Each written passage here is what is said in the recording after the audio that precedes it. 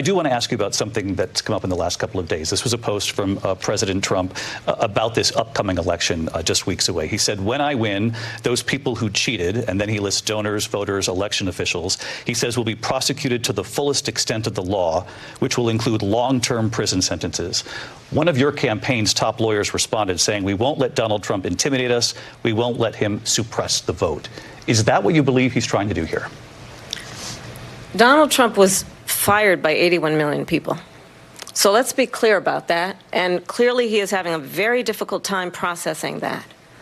But we cannot afford to have a president of the United States who attempts, as he did in the past, to upend the will of the voters in a free and fair election.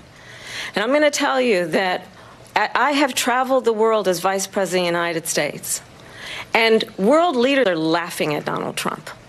I have talked with military leaders, some of whom worked with you, and they say you're a disgrace.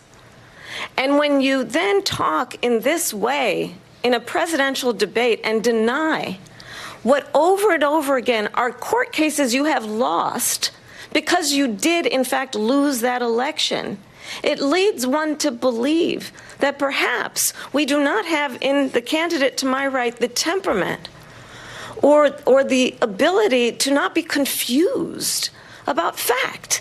That's deeply troubling, and the American people deserve better. I'll give you 1 minute to respond, Mr. President. Let me just say about world leaders.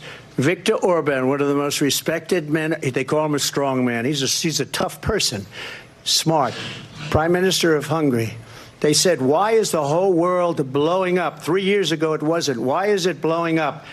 He said, because you need Trump back as president. They were afraid of him. China was afraid, and I don't like to use the word afraid, but I'm just quoting him. China was afraid of him. North Korea was afraid of him.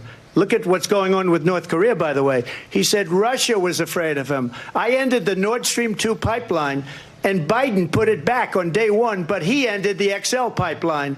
The XL pipeline in our country, he ended that. But he let the Russians build a pipeline going all over Europe and heading into Germany, the biggest pipeline in the world. Look, Viktor Orban said it. He said the most respected, most feared person is Donald Trump. We had no problems when Trump was president.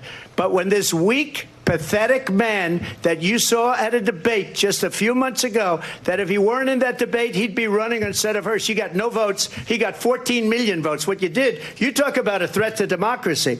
He got 14 million votes, and they threw him out of office.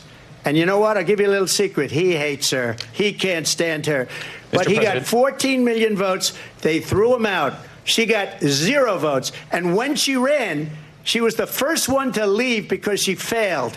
And now she's running. I don't understand it, but I'm okay with it because your time is I think up. we're going to do very well. We've got a lot more to get to.